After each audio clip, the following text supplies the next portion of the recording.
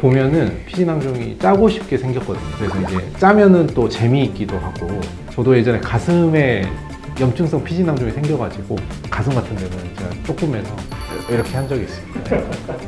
피지낭종은 사실은 생기는 이유는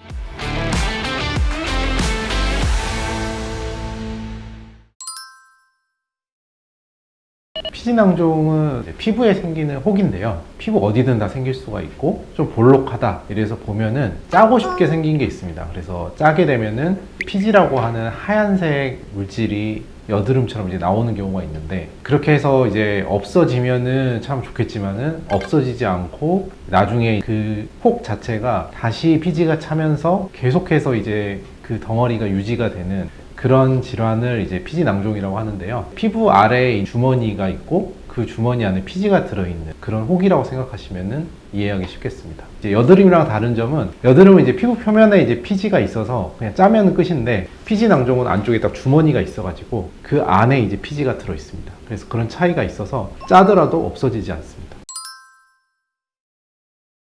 피지낭종은 사실은 생기는 이유는 딱히 없습니다. 이거는 누구나 피부가 있는 곳에는 다 생길 수가 있고, 또 남녀노소 다 생길 수가 있는데, 피지선이 발달한 부분, 예를 들면은 뭐 귀 옆에라든가 사타구니, 겨드랑이 이런 곳에도 잘 생길 수가 있고, 또 얼굴이나 등에도 잘 생기실 수가 있습니다. 그래서 이 피지낭종이 생기는 원인 자체는 정확히는 불명이고 누구나 생길 수 있는 대사성 피부 질환 중에 하나다, 이렇게 알고 계시면 되겠습니다.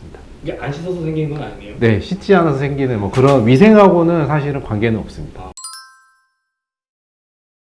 보면은 피지낭종이 짜고 싶게 생겼거든요. 그래서 이제 짜면은 또 재미있기도 하고 쾌감이 있어서 또 계속 짜게 되고 이런 경우가 있는데, 치료가 되는 거는 아니고 일시적으로 부피만 줄어들고 다시 또 커지게 됩니다. 그래서 집에서 절대 자가로 하시면 안 되고, 또 손으로 짜거나 이렇게 하다 보면 균이 들어가서 또 염증이 생기는 경우가 있기 때문에 항상 조심하셔야 되는 부분입니다.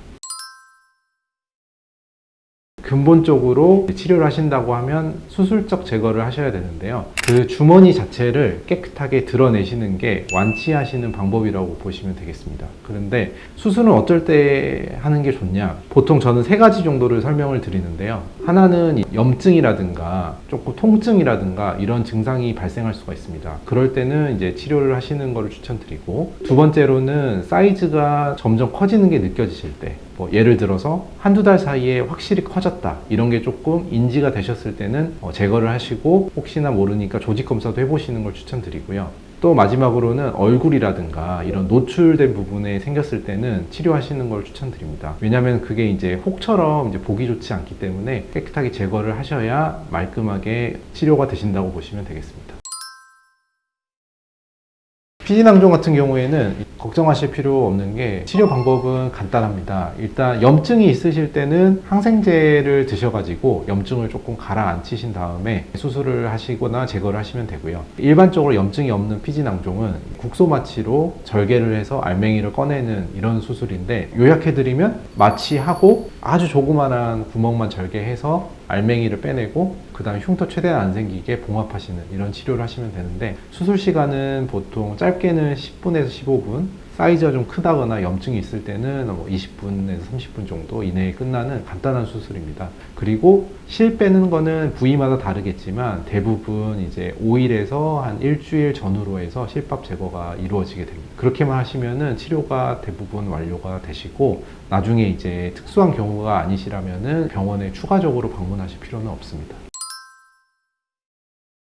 이제 보통 나이 드신 분들, 집에서 혼자 치료를 하고 싶으신 분들 중에 약국에서 이제 예전에 이제 고약 같은 그런 거를 사서 붙이신 분들이 있으세요. 이제 종기나 이런 거에는 일시적으로 효과는 있는데, 안에 이제 덩어리가 있는 낭종 같은 경우에는 그걸로는 치료는 안 되시고, 바늘로 뚫는다거나 간혹 염증 주사를 맞는다거나 이런 거는 이제 근본적인 치료 방법이 아니시기 때문에 그런 방법은 좀 피하시는 게 좋겠습니다. 저도 예전에 가슴에 염증성 피지낭종이 생겨가지고 혼자서 마취하고 좀 제거한 적도 있습니다. 제가 등에 있으면은 이제 못하겠지만은 가슴 같은 데는 제가 조금해서 이렇게 한 적이 있습니다. 네.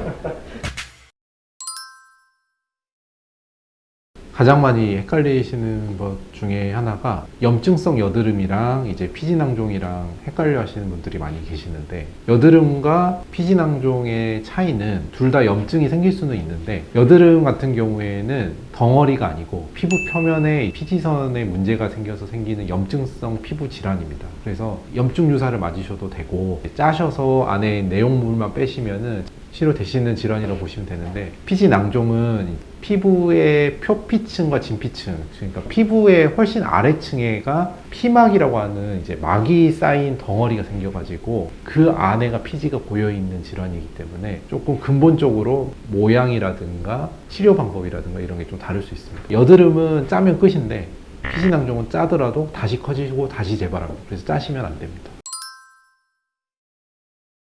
육안상으로는 특징적인 게 까만 블랙헤드 같은 구멍이 있으면서 푸르스름하게 비쳐 보이는 혹이다. 그러면 피지낭종일 확률이 거의 99%입니다. 여드름은 볼록하게 올라와만 있고 노란색 피지가 끝에 보인다거나 붉은색의 이제 염증으로 보인다거나 이제 그런 차이가 있죠. 실제로 이제 심한 여드름인데 피지낭종인 줄 알고 오셨다가 짜기만 하고 가신 분도 계시고, 여드름인 줄 알고 오셨다가 피지낭종으로 이제 진단을 받으셔가지고 수술하고 가신 분도 계시고 그렇습니다. 마무리 멘트 같은 거 뭐 한번 할까요? 아니 뭐 아니요. 쑥스러워가지고. 알겠습니다. 네.